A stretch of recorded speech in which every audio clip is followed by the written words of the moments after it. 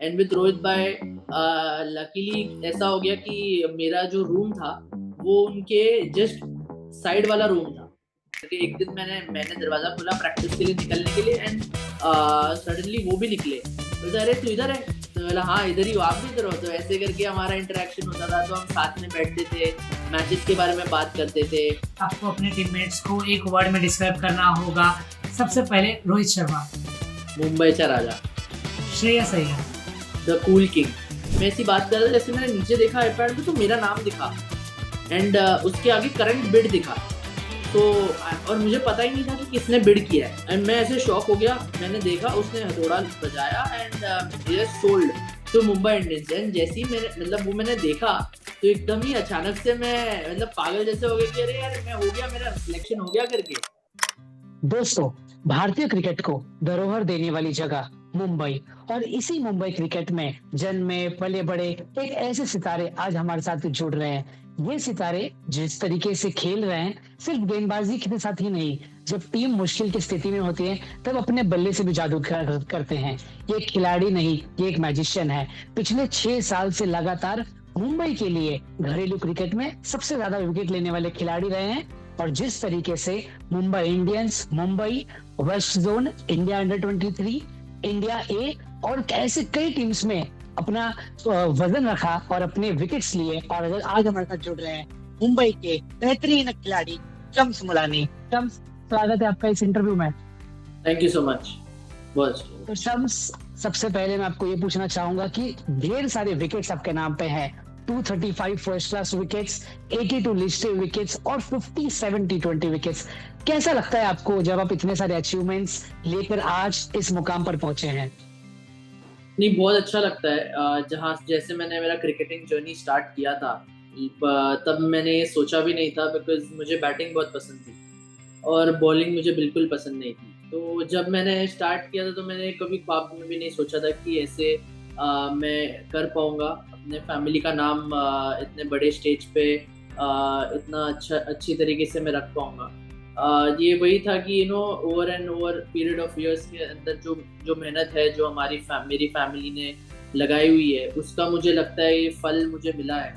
And मैं बहुत grateful हूँ मुंबई क्रिकेट एसोसिएशन को भी, जिन्होंने मुझे ये प्लेटफॉर्म दिया एंड मुझे ये प्लेटफॉर्म देके मुझे बैक किया। और मैं जितने विकेट्स निकाल पाया वो उनकी बदौलत ही है। मुंबई जैसे टीम को मैं रिप्रेजेंट कर रहा हूँ और मुंबई जैसे टीम के लिए मैं विकेट्स ले रहा हूँ, क्योंकि वहाँ पर खेलने का एक प्रेशर अलग होता है एंड टॉप टीम्स में माना जाता है दुनिया की। तो वही एक बहुत प्राउड फीलिंग होता है मुझे और मेरे फैमिली को, जो उन्होंने इतना एफर्ट्स डाला है मेरे पीछे, मेरे पेरेंट्स ने, बाकी मेरे फैमिली ने।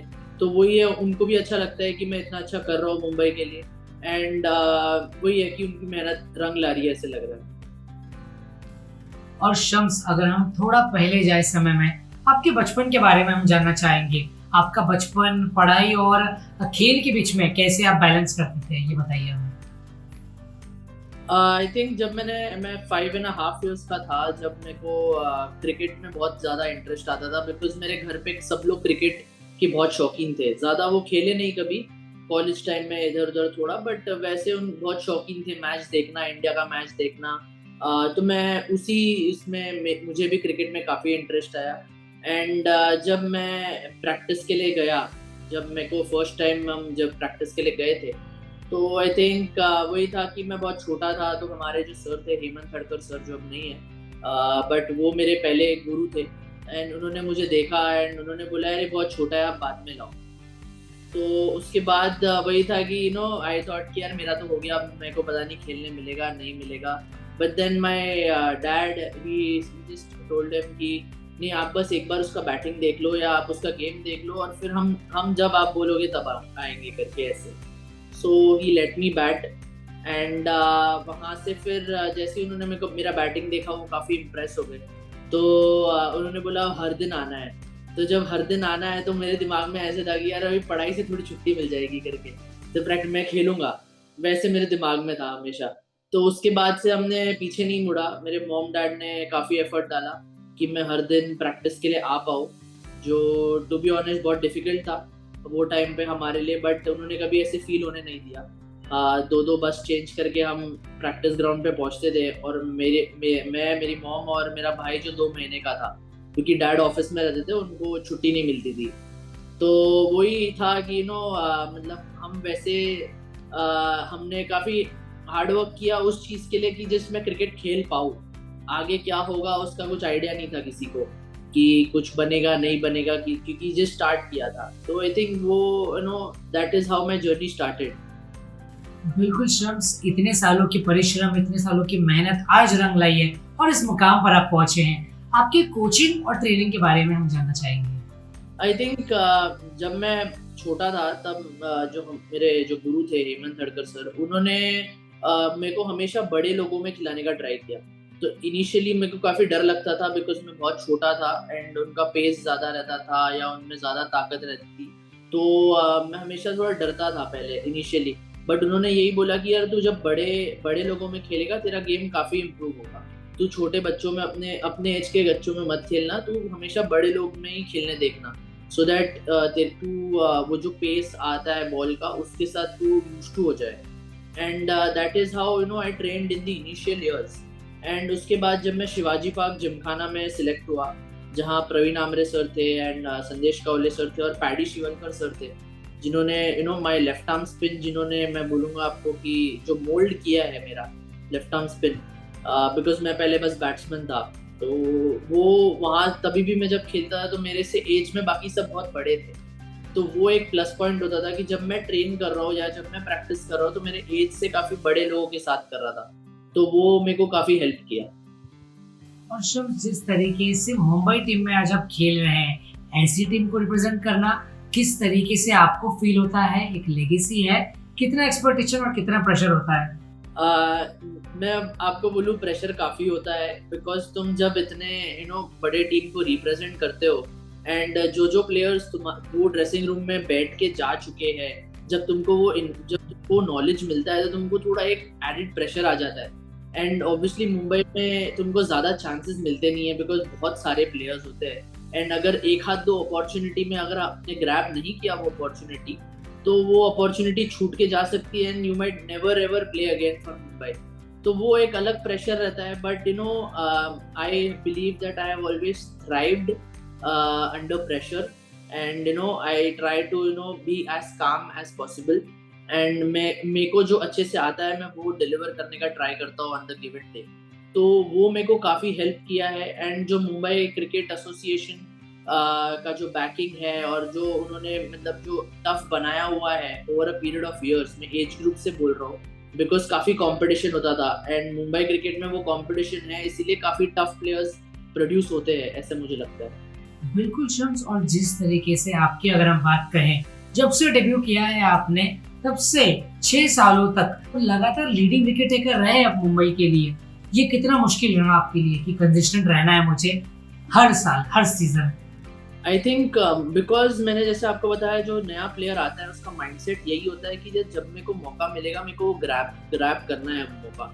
बिकॉज बहुत सारे प्लेयर्स वेट करते रहते हैं एंड एवरीवन थिंक्स कि I should be the one to get into the team and सबको वो कतार में वो रहते हैं।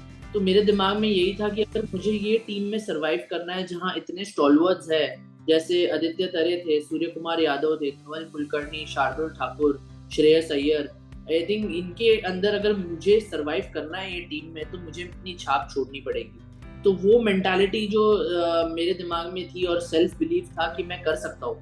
Lot of players eight times they look at these big players and से थिंक दैट अरे यार अब what will I do, and I just wanted to prove myself rather than proving anyone else. I just want to prove myself कि यार I can do this, I can help the team with my contributions and वो ही मैं every game जो मैं खेलता हूँ I take it कि मेरे को कुछ contribute करना है टीम के विक्ट्री में।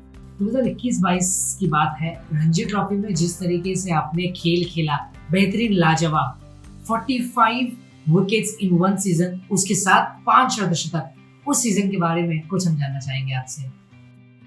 वो काफ़ी स्पेशल सीजन था। अनफॉर्चुनेटली हम फाइनल जीत नहीं पाए। आई थिंक वो चेरी ऑन द टॉप रहता अगर हम फाइनल जीत पाते तो। But to be honest, personally मेरे लिए बहुत अच्छा सीजन था ये।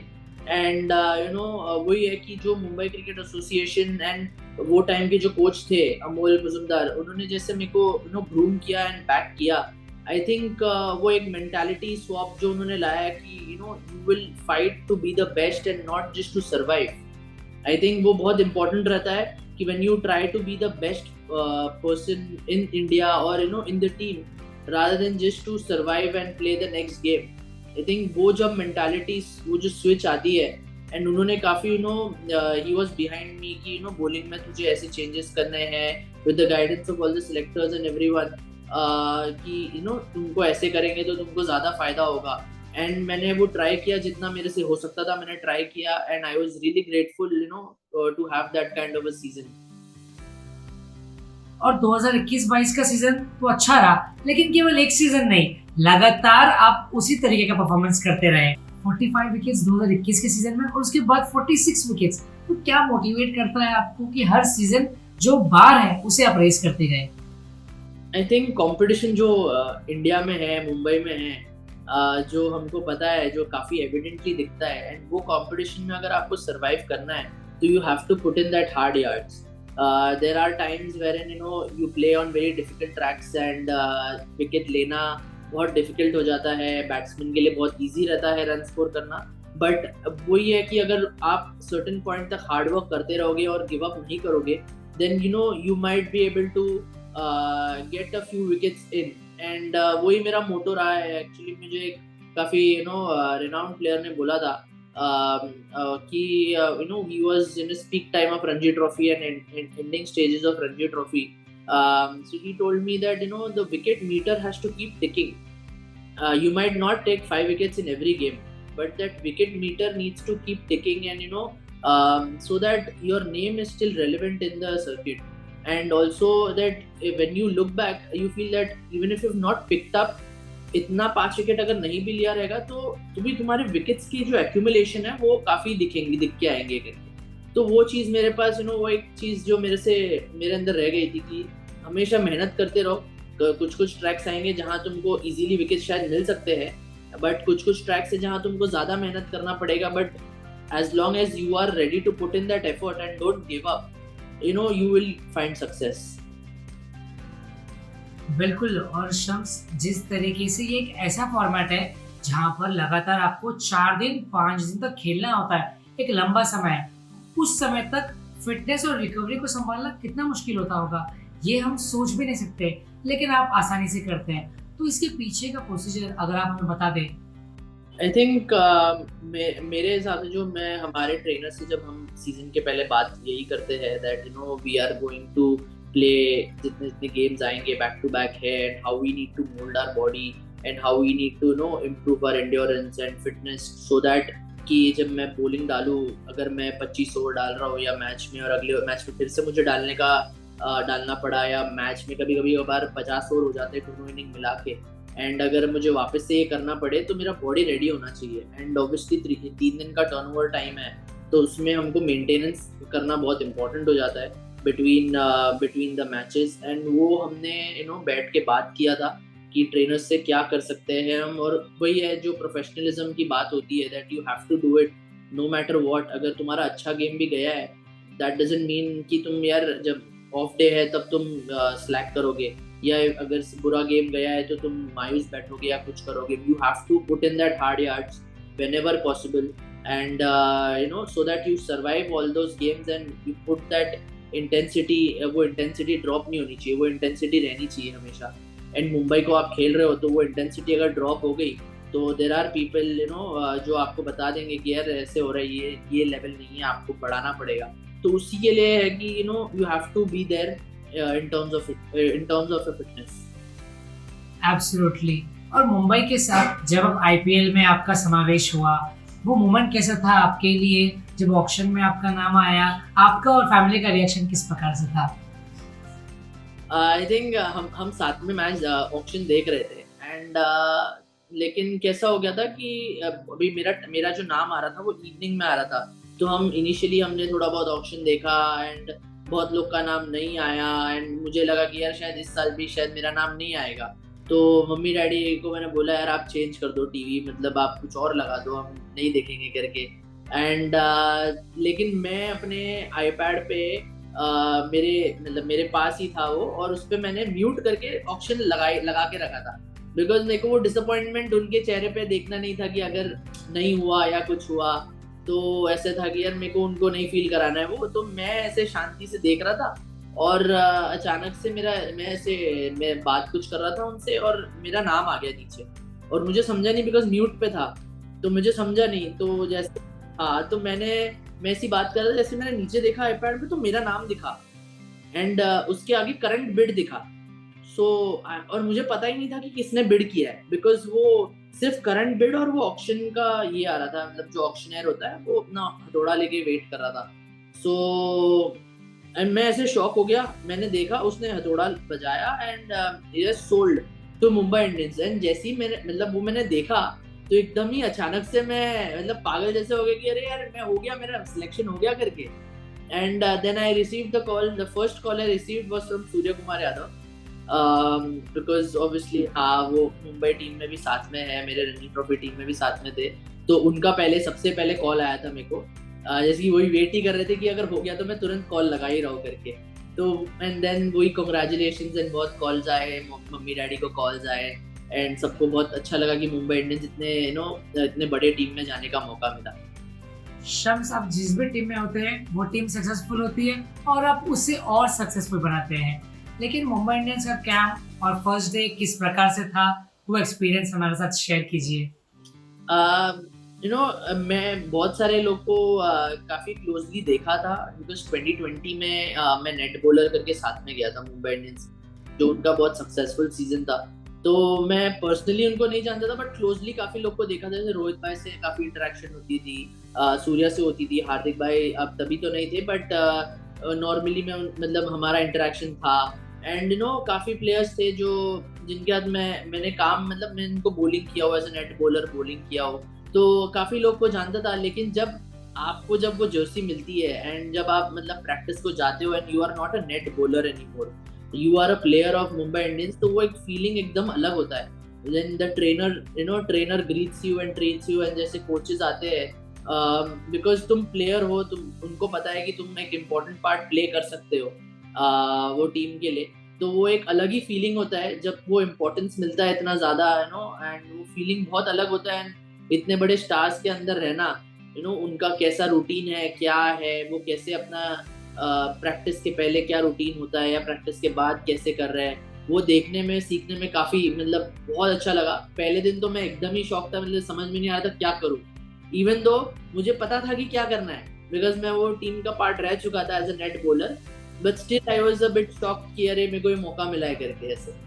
और शम्स, मुंबई इंडियंस एक ऐसी टीम जहां पर क्रिकेट के भगवान सचिन तेंदुलकर और एक बेहतरीन खिलाड़ी रोहित शर्मा, इन सितारों के साथ आपका इंटरेक्शन किस प्रकार से रहा, इस बारे में हम जानना चाहेंगे कुछ किस्से। सचिन सर हमेशा जब आते थे ग्राउंड पे एंड इन जनरल भी बाहर भी हमेशा मतलब अच्छे से ग्रीट करते थे। जब मैं ग्राउंड पे आता था तब मेरे को मतलब ऐसे होता था कि वो काफ़ी मेरे बॉलिंग के बारे में मुझे मेरे को बताते रहते थे कि ये कर सकता है, तेरा हाथ ऐसे आ सकता है। और मेरे को वो और राहुल सांघवी सर थे, दोनों साथ में ही थे। राहुल सांघवी सर तो already left arm spinner India को रिप्रेजेंट कर चुके हैं, तो वो काफ़ी कुछ मेरे को ट्राई करते थे समझाने का, जो उनका एक्सपीरियंस है या उनको लगता है कि मैं कर सकता हूँ मेरे कैपेसिटी के अंदर, वो हमेशा मेरे को गाइड करते थे। हमेशा मतलब एक फ्रेंडली फिगर, एक मतलब हमारे लिए तो भगवान है, बट वो ऐसे कभी फील होने नहीं दिया उन्होंने एक भी बार मेरे सामने कि यार कि मैं ऐसा हूँ। वो हमेशा अच्छे से प्यार से बात करते थे, कैसा है, क्या चल रहा है, हमेशा that interaction was there. And with Rohit भाई लकीली ऐसा हो गया कि मेरा जो रूम था वो उनके जस्ट साइड वाला रूम था, मतलब उनका जो रूम था रोहित भाई का, वो उनके जस्ट साइड वाला मेरा रूम था जब हम रुके थे होटल में मुंबई में। तो मुझे पहले पता ही नहीं था कि कौन है उधर, वो रूम में कौन है करके। एक दिन मैंने दरवाजा खोला प्रैक्टिस के लिए निकलने के लिए, एंड सडनली वो भी निकले, बोलते अरे तू इधर है, तो बोला हाँ इधर ही हो, आप भी इधर हो। तो ऐसे करके हमारा इंटरेक्शन होता था। तो हम साथ में बैठते थे, मैचेस के बारे में बात करते थे कि क्या कर सकते थे या क्या हो रहा था, ताकि जो वो तभी कैप्टन थे ऑब्वियसली, सो वो ऐसे बता रहे थे कि ये बॉलर का ऐसा हो रहा था, दिमाग में ऐसे चल रहा था। तो उससे काफी कुछ सीखने मिलता था कि अंडर प्रेशर लेग बॉलर क्या सोचता है और एक कैप्टन क्या सोचता है करके। शम्स, जिस तरीके से आपके सफर में कई चैलेंजेस आए होंगे और आप उन चैलेंजेस को पार करके आज इस मुकाम पर पहुंचे हैं, उन चैलेंजेस के बारे में हम जानना चाहेंगे। आई थिंक चैलेंजेस तो यही था, पहले तो मैं क्रिकेट खेल पाया बिकॉज मेरे पेरेंट्स को बहुत ये था कि कि मेरे को क्रिकेट, अगर उनको पता चला जैसे मेरे को क्रिकेट मेरा काफ़ी मतलब मेरे को पसंद है, तो वो मैं जब कर पाया मतलब बिकॉज वो जो एफर्ट उन्होंने डाला, आई थिंक हमारा बैकग्राउंड ऐसे एज कोई क्रिकेटर्स नहीं थे। Everyone wanted to either be an engineer और वैसे था उनका बैकग्राउंड कि हम इंजीनियर डिप्लोमा करो, इंजीनियर ग्रेजुएट बनो, पढ़ाई में ध्यान दो। एंड वहाँ से जब मेरे पेरेंट्स ने उन्होंने जब ठाना कि नहीं यार इसको क्रिकेट पसंद है, हम ट्राई करवाते हैं, अगर ये इसका ड्रीम है तो हम ट्राई करते हैं कि इसका ड्रीम पूरा करने के लिए। तो उन्होंने मतलब एड़ी चोटी लगा दी पूरा। मैं रहता था चेंबूर में, एक अजीज बाग करके हमारा टाटा का जो क्वार्टर्स था टाटा पावर का, तो उसमें हम रहते थे। एंड वहाँ से जब मैं प्रैक्टिस को जाता था, शिवाजी पार्क जिमखाना हो गया, सो वहाँ से डायरेक्ट बसेस इतने नहीं रहते थे। सो वी हैड टू बहुत टाइम ऐसा होता था कि हमको एक बस से लेके दूसरा बस स्वैप करो एंड देन वहाँ से हम जाए। और मेरा भाई तभी बहुत छोटा था, बट एंड मेरे डैड ऑब्वियसली, जैसे मैंने पहले बताया कि वो हमेशा अवेलेबल नहीं रहते थे बिकॉज उनको ऑफिस में उनको काम करना पड़ता था, उनका शिफ्ट्स अलग अलग होता था। तो my mom had to take up that mantle and उन्होंने काफ़ी स्ट्रेंथ दिखाया कि जब वो 2 महीने का था तब से वो मेरे साथ मेरा बैग लेके और मेरे भाई को लेके हम बस में जाते थे। तो वो जो एक स्ट्रगल जो मैं अभी देखता हूँ, तो मुझे तभी तो ऐसा नहीं लग रहा था कि स्ट्रगल है, बिकॉज वो मेरे लिए डेली रूटीन था। But when I look back now कि जब मेरे को अभी मैं इतना साल खेल लिया हूँ, मैं मुंबई इंडियंस का पार्ट रह चुका हूँ, मैंने थोड़ा बहुत जो लग्जरी लाइफस्टाइल होता है वो जो लोगों का जो होता है जनरल, वो मैंने देखा है। उसके हिसाब से जब मैं सोचता हूँ तो यार मेरे मॉम के लिए या मेरे पेरेंट्स के लिए कितना टफ हुआ रहेगा कि तभी मेरे को क्रिकेट खिलवाना, बिकॉज जो अच्छा फैसिलिटी था प्रैक्टिस का वो उधर ही था, शिवाजी पार्क जिमखाना में मैं सिलेक्ट हुआ था। अब वहाँ पहुँचना है तो वहाँ हर दिन पहुँचना पड़ेगा, डांडी मार नहीं सकते, छुट्टी मार नहीं सकते। So to do that over a period of year, like for almost 10 years we've done this, of traveling through buses and मेरे छोटे भाई को लेके चल रहा है। जब वो टॉडलर था तभी ज़्यादा मस्ती करता था, तो वो उसको संभालो, मेरे को संभालो, and then to bring us back home safely and not with a lot of जैसे कोई हम एकदम वैसा नहीं था कि यार we have a lot of money, okay, कि हाँ we can do this, we can do that, yeah, but then there were sacrifices जो I think every player in his journey makes, and similarly with mine, my parents have made those sacrifices, so I owe everything to them। जो मैं खेल रहा हूँ वो उनके बदौलत है, एंड वो उनकी वजह से ही है। तो मतलब जब भी मैं जाता हूँ तो वही ट्राई करता हूँ कि I should make them proud on the field। सुशम्स, आप एक ऐसे खिलाड़ी हैं जिन्होंने 2022 साल से 80 से ज्यादा विकेट और 800 से ज्यादा रन बनाए हैं, और ऐसा केवल 2 खिलाड़ियों ने किया है, और आप एक ऐसे खिलाड़ी हैं। आप बल्लेबाजी भी अच्छी करते हैं, उस बारे में हम जानना चाहेंगे कुछ आपसे। जैसे मैंने आपको पहले बताया कि मेरे को बैटिंग बहुत पसंद है, मैं बचपन से मेरे को बैटिंग ही पसंद था। वो तो सर्कमस्टेंसेस ने मुझे बॉलर बनाया, एंड शिवाजी पार्क जिमखाना में मौका नहीं मिलता था तो मैं बॉलिंग करता था। तो पैडी सर ने देखा, उन्होंने मुझे जो सिखाना था उन्होंने सिखाया, और तो लेकिन मेरे को बल्लेबाजी बहुत पसंद थी हमेशा से। जब मैं ग्राउंड पे जाता हूँ तो मैं यही सोचता हूँ कि मैं बैट्समैन हूँ करके। मैं ऐसे नहीं सोचता हूँ मेरा बॉलिंग का काम है, मेरे को ऐसे ध्यान नहीं देना चाहिए, बिकॉज मेरे को हमेशा से वो एक कीड़ा था, बैटिंग का बहुत ज़्यादा कीड़ा था। और मेरा, तनुष्का, शार्दुल भाई का, हमारा जो एक बॉन्डिंग है, बिकॉज हम इतना साथ में बैटिंग करते हैं। अभी शार्दुल भाई भी ऑब्वियसली 2 साल से हमारे टीम के साथ है, तनुष और मैं हम थोड़ा और पहले से साथ में है। तो हमारा जो बॉन्डिंग है वाइल बैटिंग एंड अंडरस्टैंडिंग है एक दूसरे का गेम, और जब हम एक दूसरे को संभालते हैं जिस हिसाब से है, आई थिंक वो काफ़ी वो जो जेलिंग बोलते हैं, जो बॉन्डिंग है वो हमारा काफ़ी अच्छा है। और उसी वजह से उनके साथ बैटिंग करने मज़ा आता है और ईज आउट हो जाते हैं। इवन तो हम कोई भी सिचुएशन में रहे, कितना भी प्रेशर रहे, बट हम जब साथ में बैटिंग करते हैं सो ऐसे हो जाता है कि we don't think of the scoreboard, we just want to bat, this is an opportunity for us to bat. हम यही दिमाग में रखते हैं कि यार ये तो अपॉर्चुनिटी है, पूरा दिन बैटिंग करने का अपॉर्चुनिटी है। एंड जब हम वैसे सोचने लगते हैं, हम वो स्कोरबोर्ड का प्रेशर और वो सब चीजें भूल जाते हैं। हम एक दूसरे को हेल्प करते हैं। बहुत सारे इंस्टेंसेस में शार्दुल भाई और मैं साथ में बैटिंग कर रहे हैं एंड उनको लग रहा था कि ऐसे हो रहा है, थोड़ा मे बी थोड़ा लूज खेल रहा है या कुछ हो रहा है, तू थोड़ा टाइट हो जा। एंड ये कम्युनिकेशन बहुत इंपॉर्टेंट रहता है वाइल बैटिंग, बिकॉज एक बॉल लगता है आउट होने के लिए, तो वो इम्पोर्टेंट रहता है। And similarly with Tanush as well, हम एक दूसरे को बताते रहते हैं कि यार तू ये शॉट अवॉइड कर सकता है may be on this track, और ये सीधे बैट से खेल सकता है, या वो मेरे को बताता है कुछ चीजें। तो ये जो बॉन्डिंग और जेलिंग है, इसकी वजह से आई थिंक हम इतने सक्सेसफुल हो चुके हैं। अगर आपको अपने टीममेट्स को एक वर्ड में डिस्क्राइब करना होगा तो आप किस तरीके से करेंगे? मैं कुछ टीममेट्स का नाम लेता हूँ। सबसे पहले रोहित शर्मा, मुंबईचा राजा, Shreyas Iyer, the cool king, Yashasvi Jaiswal, discipline, Surya Kumar Yadav big brother, and Shardul Thakur, the boss, Ajinkya Rahane, calmness, and the final one Shams Mulani. the resilient।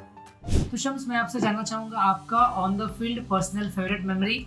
I think जो मेरा फेवरेट मेमोरी है, जो मुंबई रणजी ट्रॉफी के लिए मैं इतना खेला हूँ इतने साल, तो वो जब हम फाइनल जीते थे, तो वो जो जब आपको पता है कि आपके पास फाइनल आने वाली है, मतलब एक ही विकेट बचा था एंड डीके दा बॉलिंग कर रहे थे एंड उनका लास्ट मैच था, और मैं डीप स्क्वायर लेग पे खड़ा था and Umesh Yadav I think batting कर रहे थे।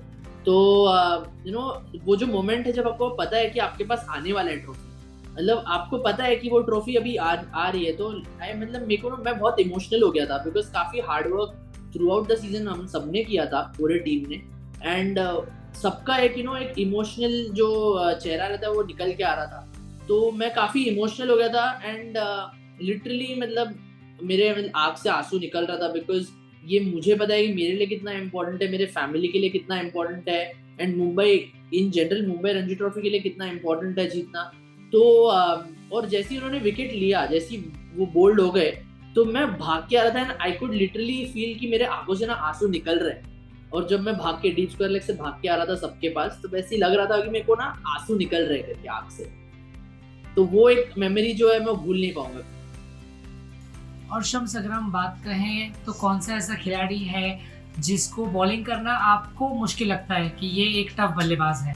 I think Sarfaraz Khan, because काफी स्पिनर्स को काफी अच्छा खेलते हैं वो, एंड उनको पता है कि स्पिनर्स को कैसे डोमिनेट करना है। तो वो जब क्लब मैच में या कहीं भी साथ में आते हैं, हम प्रैक्टिस भी करते हैं जब साथ में, तो मुझे लगता है कि उनको डालना काफी थोड़ा डिफिकल्ट है, बिकॉज उसके शॉट्स बहुत सारे हैं एंड वो काफी स्मार्टली वो शॉट्स को यूज करता है।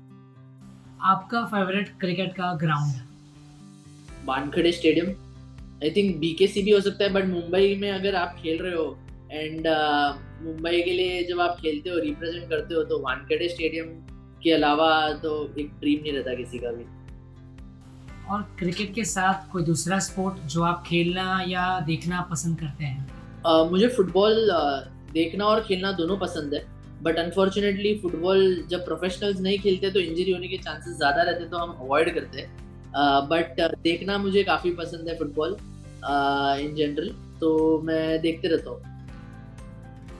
और शम्स, जब आप प्रैक्टिस नहीं करते तो आप अपने फ्री टाइम में आपकी हॉबीज या कोई एक्टिविटीज जो आप हमारे साथ बताना चाहेंगे? मैं नॉर्मली अगर मैं प्रैक्टिस नहीं कर रहा हूँ तो मैं वेब सीरीज या कुछ नेटफ्लिक्स पे बिंज करता हूँ, या मैं अगर फोन में गेम खेलना है तो मैं जो बैटल ग्राउंड्स BGMI है वो काफ़ी सालों से मैं एंजॉय करता हूँ खेलना था, और हम साथ में टीममेट्स ही खेलते हैं, तो एक दूसरे को बहुत सारी चीज़ें बोलते हैं एंड मस्ती करते करते खेल लेते हैं। और कोई ऐसी रिसेंट मूवी या आपकी फेवरेट जो आपने अभी देखी? रिसेंट मूवी एज सच मेरे दिमाग में, मैंने अभी ये F1 का मूवी देखा था, मुझे काफ़ी अच्छा लगा था जो F1 का नया मूवी आया था, बिकॉज मेरे को F1 देखना पसंद है एंड F1 स्पोर्ट में फॉलो करता हूँ थ्रू आउट द ईयर कि क्या हो रहा है, रेसेस देखता हूँ, तो वो मूवी काफ़ी पसंद आई। और शम्स, अगर ड्रेसिंग रूम में एक डांस का कंपटीशन होगा, तो कौन सा आपका ऐसा टीममेट है जो उस डांस कंपटीशन को जीतेगा? हमारे जो अभी अभी जो टीम में है उसमें 2 लोग हैं। आई थिंक तनुष काफ़ी अच्छा डांसर है। तनुष और सिल्वेस्टर डिसूज़ा, ये 2 जो लोग हैं वो काफ़ी अच्छा डांस करते हैं, तो आई थिंक उन लोग ही जीतेंगे। और शम्स, कई क्रिकेट फैंस के सुपरस्टिशंस होते हैं, तो क्या आपका भी कोई ऐसा सुपरस्टिशन है और कोई मैच रिचुअल जो आप फॉलो करते हैं? आई थिंक सुपरस्टिशंस होते हैं लोगों के, अलग-अलग लोगों की अलग-अलग चीज़ें होती है। एंड मैंने over the period of years बहुत सारे लोगों को देखा है, जो काफ़ी मतलब बड़े प्लेयर्स भी हैं, वो भी अपना उनका एक रूटीन रहता है। बिकॉज़ वो सुपरस्टिशन से ज़्यादा वो रूटीन में मानते हैं। एंड वो एक ट्राई करते हैं कि वही सेम चीज़ करें जो जो उन लोग को इतना साल से सक्सेस दिया हुआ है। तो मैं भी वही एक सेम रूटीन ट्राई करता हूँ फॉलो करने का, जहाँ मैं वार्म अप में जाऊँगा and I will not have breakfast before warm up. मैं हमेशा वार्म अप करूँगा and then I will have my breakfast and then get ready for the game. तो वो एक थोड़ा ऐसा है जैसे मतलब normally people do their breakfast before, but मेरा ऐसे पहले मैं वार्म अप करूँगा फिर मैं ब्रेकफास्ट करूँगा। तो वो मेरा एक सुपरस्टिशन बोल लो, रूटीन बोल लो या जैसे भी। और शम्स, आपका फेवरेट क्रिकेटर कौन है, ये जानना चाहेंगे हम। फेवरेट क्रिकेटर, अगर आप इंडियन इंडियन बोलोगे तो रोहित शर्मा। वो मतलब जो उन्होंने अभी एक किया हुआ है रिसेंट टाइम्स नहीं, over a period of years, जो जैसे वो जो लीडरशिप क्वालिटी भी है उनमें, वो मैं उससे काफ़ी मेरे को अट्रैक्ट होता है वो चीज़, जो जैसे वो अपने बॉलर्स को संभालते हैं and how he takes care of his team basically. तो वो and the way he plays obviously, वो जैसे बैटिंग करते हैं वैसे दुनिया में कोई नहीं कर सकता। सो आई थिंक रोहित शर्मा। और शम्स, हम ये जानना चाहेंगे, अगर आप कुछ समय पहले क्रिकेट खेलते होते, बिफोर 2000 90s के समय में, तो कौन सा ऐसा बल्लेबाज होता जिसे आपको गेंदबाजी करना पसंद आता या उनका विकेट लेना, आपकी ऐसी कोई ख्वाहिश? आई थिंक 90s के पहले तो जब ऑब्वियसली अगर मैं 80-85 में बॉर्न हुआ रहता, तो या जैसे भी, तो मैं I think Sunil Gavaskar sir को बॉलिंग करके उनका विकेट लेने का मेरा एक रहता कि यार इवन अगर हम कोई लोकल मैच भी खेल रहे तो मेरे को मतलब मैं उनका विकेट लेने का ट्राई करता। और शम्स, ड्रेसिंग रूम में कई खिलाड़ी होते हैं जो प्रैंक्स करते हैं, तो आपके ड्रेसिंग रूम में कोई ऐसा खिलाड़ी जो प्रैंक्स करते हैं या आपको कोई ऐसा किस्सा याद है? ऐसा हम में से हमारा टीम काफ़ी यंगस्टर्स से मिक्स्ड है, जो काफ़ी करते हैं प्रैंक्स, जो मैं अभी मैं शायद बता नहीं पाऊंगा on screen, but I think हाँ ऐसे, बट इन जनरल वही है कि लाइन क्रॉस करने नहीं देखते। तो मैं आपको प्रैंक का तो बता नहीं पाऊंगा एज ऑफ नाउ मेरे दिन में, क्योंकि जो करता है वो सरफराज खान है, जो बहुत मस्ती करता है। क्योंकि उसको अच्छा लगता है सबको हंसाना और सबसे बात करना, तो वही है मतलब, तो उसको ही सबसे ज्यादा मस्ती करने को मजा आता है। शम्स, हमारे इस प्लेटफॉर्म स्पोर्ट्स टुनाइट से आप अपने फैंस को और वो हर खिलाड़ी जो एक सपना देखता है आपकी तरह एक क्रिकेटर बनने का, उन्हें आप क्या मैसेज देना चाहेंगे? मैं यही मैसेज दूंगा कि अगर तुम्हारे पास एक ड्रीम है एंड तुमको वो ड्रीम अचीव करना है, तो काफ़ी सारी चीज़ें सैक्रिफाइस करनी पड़ती है एंड काफ़ी हार्ड वर्क करना पड़ता है। एंड वही है कि वो हार्ड वर्क के साथ तुम हर दिन इम्प्रूव हो रहे हो क्या, एंड उसके साथ भी I feel that it is okay to fail at times, because जब तुमको फेलियर तुमको मिलता है तब तुमको एक्चुअली यू एक्चुअली नो कि क्या गलत हो रहा है एंड तुम वो इम्प्रूव करने का ट्राई करते हो। तो फेलियर से डरना नहीं है एंड सैक्रिफाइसेस तो करना ही पड़ता है अगर कुछ पाना है तो। And hard work is like you have to do it. There is no alternative to hard work. You have to do it and try to improve each and every day. बहुत बहुत शुक्रिया शम्स आपका हमारे साथ इस प्लेटफॉर्म पर जुड़ने का। मैं आशा करता हूं कि आप इसी तरीके का परफॉर्मेंस मुंबई टीम को देते रहे और ऐसे ही अनेक टीम्स को रिप्रेजेंट करें और जीतते रहे। और जिस तरीके से ऑलरेडी आप एक बेहतरीन क्रिकेटर हैं, इसी तरीके का परफॉर्मेंस कंसिस्टेंट रहे। I wish you all the best. Thank you so much Shams. Thank you so much. Thank you.